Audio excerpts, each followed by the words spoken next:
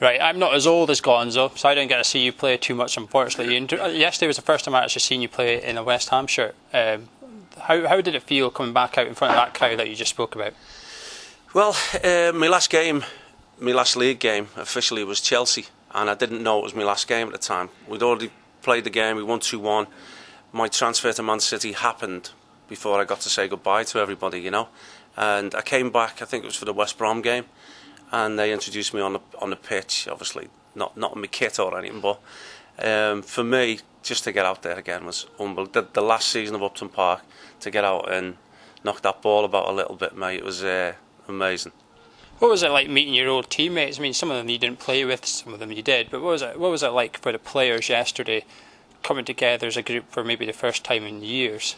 It makes you realise what you're missing or what you've missed, or what the best bit about your whole career was being in the dressing room with them people. You know, we met up with Monkey and Stevie Lomas the last time we was here as well, and went for a couple of beers the day before.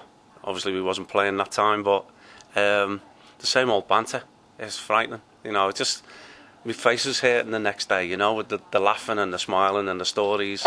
It's always great, you know. And you know, me and Monk got straight into the same conversation. I wondered if they would play us together, because in the past he said you can't play two playmakers, and we ended up not on the field at the same time, actually subbing on for him. But it's fantastic, mate. Your stories make us smile as well. I was smiling listening to Dr. Gonzo, and I think he's smiling right now just listening to you. It's an absolute pleasure. We're moving to the Olympic Stadium. Do you worry that we're going to lose the atmosphere that we've got at this place? Well, let's hope they can build an atmosphere. You're never going to recapture Upton Park. You know, it's a one-off. I think the closest place I know to it is Anfield. You know, where it's still fairly close, and the fans generate that atmosphere. You know, it's a bigger place. Let's hope we fill it. I've watched the transition from Main Road to the Etihad. It's not the same, but they're still trying to generate something there with it. I think success brings that as well, you know. If we can start next season the way we've done this season and get that interest and fill that stadium, I'm sure the fans themselves will generate that atmosphere. You just touched on top four possibilities with Gonzo there.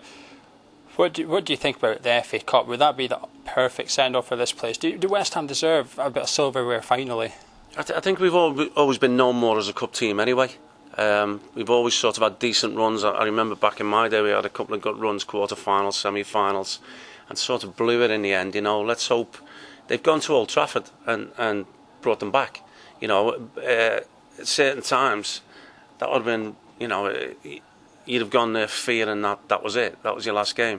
But now there's going to be at least one more cup game at Upton Park, which is great, and I'm sure a night game that it's going to generate that special atmosphere as well. I'm really looking forward to it. I'm just sad I'm going to be over in the States when it happens. Who do you want to finish for? Your old club Man City or your old club West Ham? No, I'll tell you now, look, they've got some silverware. If we don't win the FA Cup, then I'd like to see on that side, I'd like to see Pep have Champions League football next season, and unless they go and win the Champions League now, maybe fourth is what they're looking at. But look, they've had a little bit of success recently. Let's West Ham get in that fourth spot. If it does come down to that, I'll be honest now that I'd like to see this club have it. We like that answer. We'll see you at the Olympic Stadium next year. Definitely, I wouldn't mind coming for the first game. I wouldn't mind seeing, you know, because I would imagine it'll be packed anyway. The first game, games after that will be determined by how well the club does, I think. So, you know, it'd be nice to get the invite. I've been invited back to the Man United game here on the 10th of May, the last game here, which is going to be great. Because we're jumping on a plane again and getting back, but it's all worth it. I come from Aberdeen, I feel your pain. Before we let you go though, you've got a wee present for us, don't you? I have, mate, yeah. I hope it's okay. I had my warm-up shirt signed by all the boys yesterday.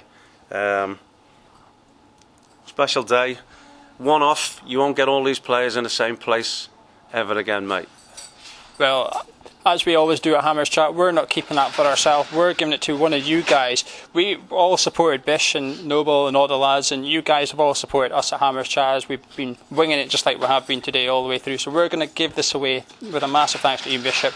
All you have to do to enter is subscribe to our YouTube channel.